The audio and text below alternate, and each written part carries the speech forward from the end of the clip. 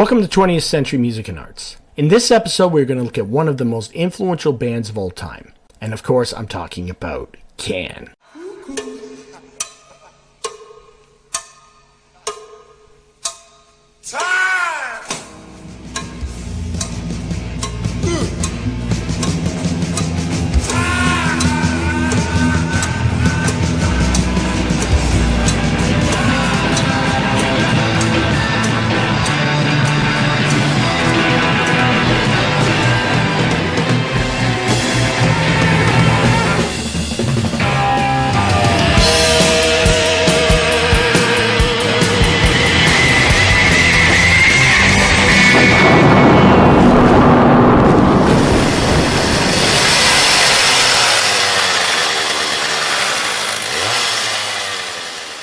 Now, in my episodes, I have looked mostly at bands from the English-speaking countries. The United States, the UK, Canada, Australia. But in this episode, we're going to look at a band from Germany, or West Germany, as it was called back then. Now, the bands from this region of Europe, they were quite unique because they continued a lot of the experiments of the 1960s psychedelic era, where kind of anything went and you could fuse all kinds of different sounds into the music and be very experimental. Because by the early 70s, in a lot of the English-speaking world, there was more the embracement of things like hard rock and progressive rock and glam rock, and the blatant experimentation was a little bit less, but not in Germany. A lot of these German bands, what they did was they also embraced the experimental 20th century classical music, especially stuff with like electronic and compositions and sound collages. But they also mixed in free-form jazz, and they also embraced a lot of ethnic music from around the world. And what resulted was an amalgamation of different influences that created a very unique and in many cases very futuristic sounding music. And at the forefront of this music was the band Can. Holger Zuckai studied composition in Darmstadt, Germany, under the famous avant-garde composer Karl-Heinz Stockhausen. Now, Stockhausen, he's sort of considered to be one of the fathers of electronic music, and he used unique techniques like having tape loops in the music to create these sort of unique soundscapes.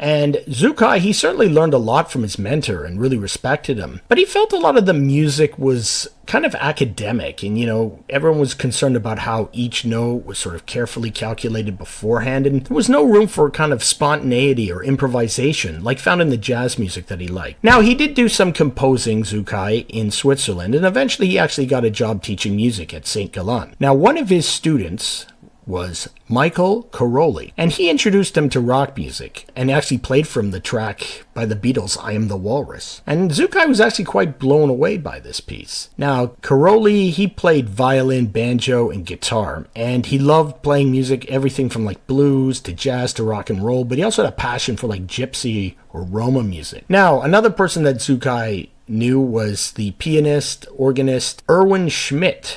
And he had played with Zuckai, and he also came from a classical background as well. But like Zuckai, he wanted to kind of go outside the formalities of just regular classical music, and actually wanted to do something that was a little bit different outside the world of rock as well. Now, eventually the three of them would hook up together, and they were joined by drummer Jackie Liebezeit, who came from the world of free jazz. And he wanted to try a different form of music, something a bit more rhythmic and a little less chaotic. Zuckai, he's a composer, but he's also a sound engineer.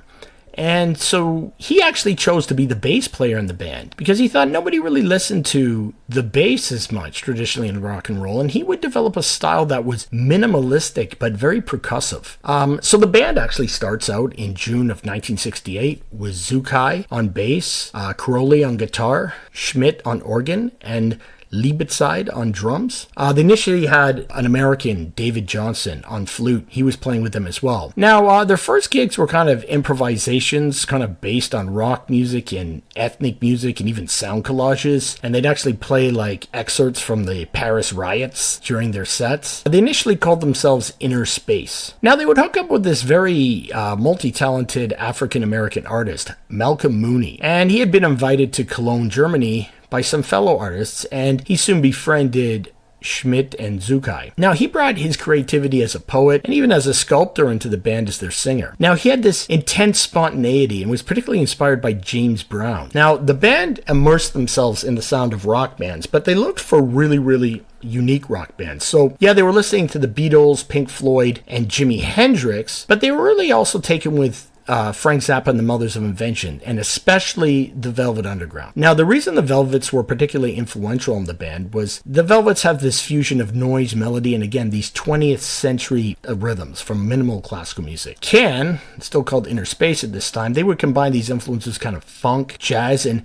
various music styles from around the world. They were interested in trying really complex rhythms. Now, David Johnson, he was actually more interested in just playing sort of ethnic world music, and he really didn't like the idea of playing rock music. And they have this kind of really intense kind of garage rocky sound at the beginning, though it's very psychedelic and weird. But he also didn't like the intense and sometimes erratic behavior of Malcolm Mooney. So Johnson left. Now, the band recorded enough material in 68 and 69 to fit on an album. They named it Prepare to Meet Thy, is it Noom with a silent P? I think that's how you pronounce it. Unfortunately, none of the record companies were interested in putting it out. Now, it would eventually be released in 1981 as Delay 1968, and the sound here is, again, it's as raw as any 60s garage band, but with this kind of psychedelic dirge and sometimes really funky rhythms. Mooney puts his freeform poetry on top. The primitive sound here hints at what's to come.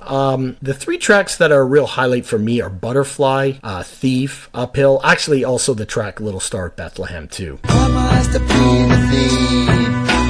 Why must I be the thief? Ringing high, but it's mellow. My kept ringing as it changed into a high. And by one.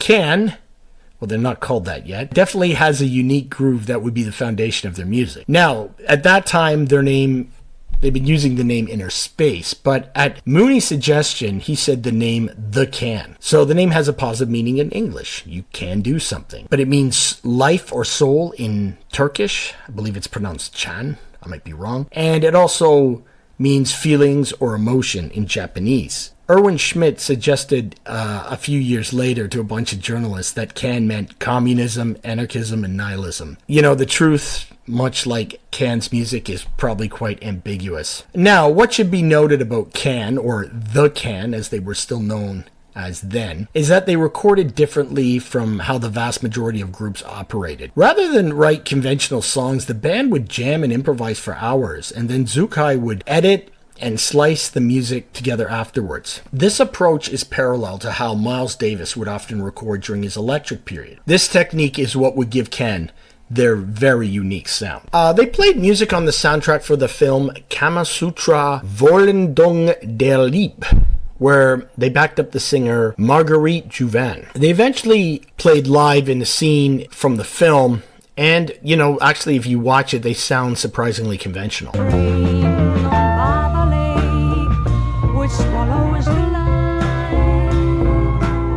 They then got an opportunity to record an album at a castle. Their friend Manny Lo owned a castle called Schloss Norvenich, and he invited them to use the castle's recording studio. That'd be pretty cool. These recordings would make up their first official album, Monster Movie. Now, the album is made up of only 4 tracks. Well, that's because the last one is 20 minutes long. Now, here, the influence of the Velvet Underground is apparent throughout this album. And at times, it sounds like a 60s garage rock mixed with British post-punk as interpreted through the late 60s version of Pink Floyd. Yeah, probably best hear it for yourself. Now, this description is exemplified on the opening track, Father Cannot Yell. You got this rhythmic psychedelia with free-form repetitive poetry over top. Then there's the more subdued Mary Mary So Contrary. Yeah, you got, repetitive rhythms and a great acoustic guitar. And again, this kind of pulsating bass. You got these hypnotic drums. The sound layers actually very well. You got this real obtuse sounding psychedelic song after that called Outside My Door. This could have come from San Francisco or London circa 1967. But the rhythmic sound again and the narrated sounds of Mooney, along with the passionate cries, that makes this pure Can. Then there's the 20-minute epic, You do right. The lyrics were apparently based on a letter that Mooney had received from America from an ex-girlfriend who was urging him to return home. This hypnotic, drony, repetitive track very much influenced by the Velvet Underground's Sister Ray. And, you know, there are incredible tribal drums, some almost like Doctor Who sounding keyboard noises, Mooney repeating the chorus, and you know, the track rises and falls like a wave, but the heartbeat is this minimalist bass notes of Zukai. It's absolutely incredible. Mother, woman screams, I am fertile, and the father can't yell.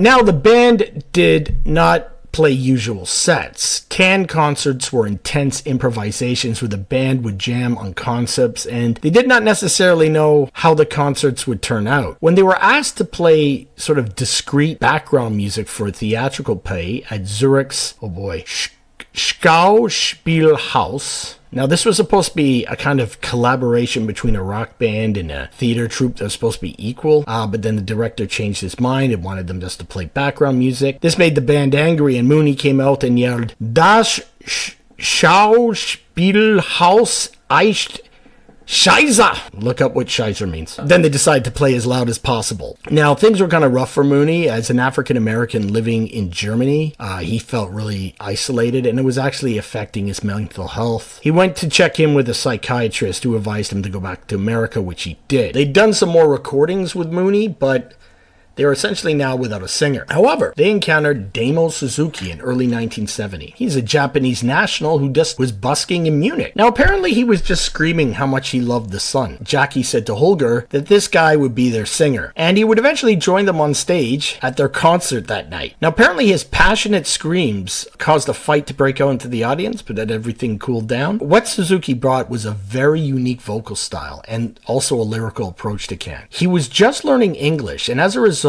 it gave him a very interesting approach to words and their meanings because he had a limited vocabulary, but yet he was really able to be quite creative with that limited vocabulary. Can, they had dropped the at the beginning of the name, released their next album in 1970. Now, these tracks had been used in several films. 2 of the tracks had Mooney on vocals, and the rest had Suzuki on vocals. Again, fantastic album. It starts out with the hypnotic yet screeching Deadlock. Then there is the groovy Tango Whiskey Man.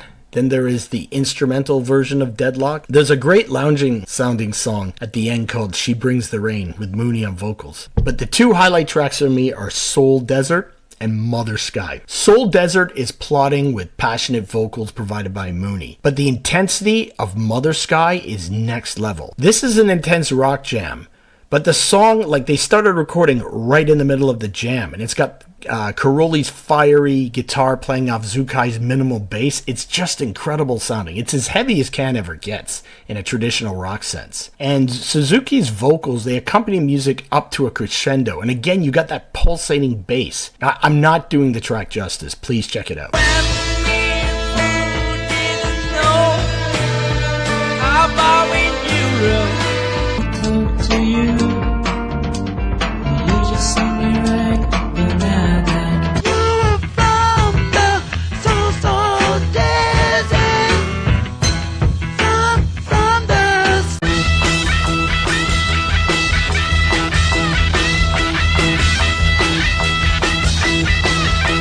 Now, in 1971, Can released their masterpiece, in my opinion, Tago Mago. This double album was released in August 1971. The sound here is extremely varied. There are actually 2 songs on this album that take up one side. The sounds on this album range from rock to jazz to funk to musique concrète and, everything in between. Can's kind of all of these genres, but then again, they're none of these genres too. Their music is completely unique. The album starts out with the disjointed yet completely trippy Paper House. It starts out subdued, but then it goes into this incredible crescendo before coming back down like a wave, back up again, just an amazing track. But then it leads into Mushroom Head. Now this sounds like British post-punk with a hip-hop beat, but it's also psychedelic too. This song is way ahead of its time. It would be a massive influence on bands like This Heat. And Suzuki's voice is put through strange effects on Oh Yeah, which, you know, that sounds like a precursor to Radiohead's Kid A. Hallelujah starts out with subdued funkiness, but they kind of groove on this repetitive jam for up to 18 minutes. And the jam gets trance-like, and we get treated to some strange sound effects. Then we have just a complete sound effect track, which is 17 minutes long, which is Amunga. Hope I pronounced that right. It does real avant-garde sounding stuff, and that continues with Peking O, the next track, and it's got, you know, again, these really weird cerebral soundscapes. And then the album closes with the quiet yet chaotic Bring Me Coffee or Tea. Again, very experimental, but ends in a great crescendo.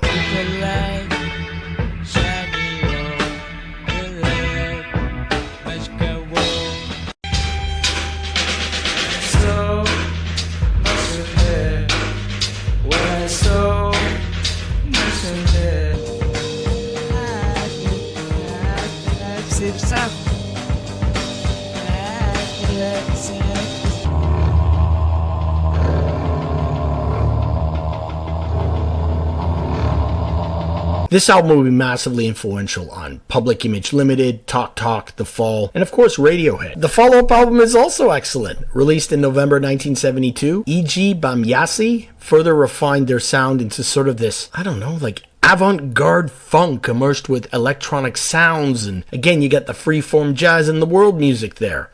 It needs to be heard. The description, what I just provided you, definitely is on the opening track, Pinch. Again, it sounds both completely ahead of its time, but of its time as well. The more subdued Sing Swan Song is next, and that's, again, we're almost getting into ambient music in places. Or maybe that describes the next track, One More Night, which could actually pass for trip-hop. Again, this is 1972. But for me, the unique groove of Vitamin C is the highlight of the album. The rhythm and the drums and the sort of low-volume guitar create something that could have been heard in the 1990s. I've seen people breakdance to this song. It's like subdued drum and bass, but with real drums and bass. The noisy funk sound of the next track, Soup.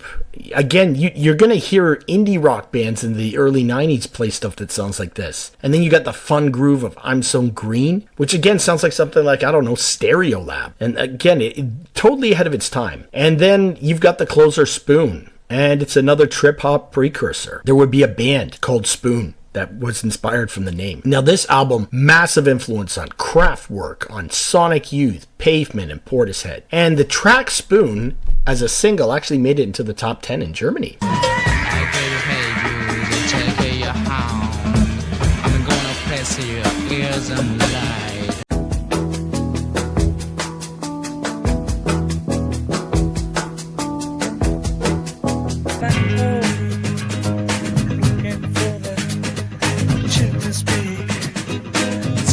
Then we go to 1973's Future Days. It's also amazing. The album has a truly kind of futuristic yet groovy sound to it. It's very, very layered. We get into more madness and chaos from the second track, Spray, but there's this whole ambient futuristic groove sound to the whole album. It reminds me of a more cleaner sounding On the Corner and a more relaxed sounding. And you've got this great avant lounge funk of the track Moonshake. Yeah, there's a band called Moonshake too, named after this song. And it's got a great happy groove. Then the album finishes with this, again, a kind of groovy, psychedelic, ambient epic called Bel Air. And that clocks in at 19 minutes and 52 seconds.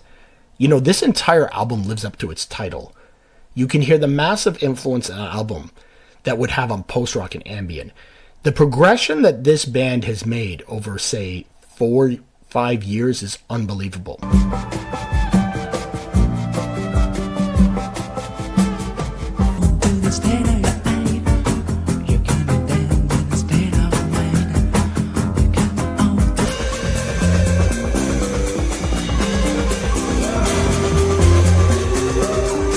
But Suzuki got a girlfriend and became a Jehovah's Witness to marry her, and then he left the band. Now for me, the Suzuki era is the best era, but Ken did still create some amazing music, particularly in the follow-up album. They couldn't really find a suitable replacement as a singer, so Caroli and Schmidt would handle the vocals, but a lot of the more music is instrumental in nature. There's more electronic sound to it, more trance sound, but the follow-up album is really, really good. It's called Soon Over Babaluma. The opening track, Dizzy Dizzy, it's got this like dub reggae feel to it, and then the second track, Come Sta La Luna, it's like techno, trance, electronic, but with cabaret sounds. And then you got Splash, which is like trance music meets jazz fusion. And then Chain Reaction is basically avant-garde dance music. And then it ends with Quantum Physics, a more subdued track, again, that embraces that futuristic sound.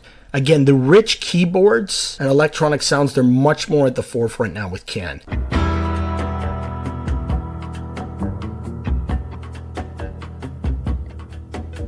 And Can would kind of go on this trajectory throughout the rest of the 70s as they released more albums. Still good stuff. Don't like them as much as the earlier stuff, but definitely worth checking out. So there was Landed in 1975, Flow Motion in 1976, Saw Delight in 1977.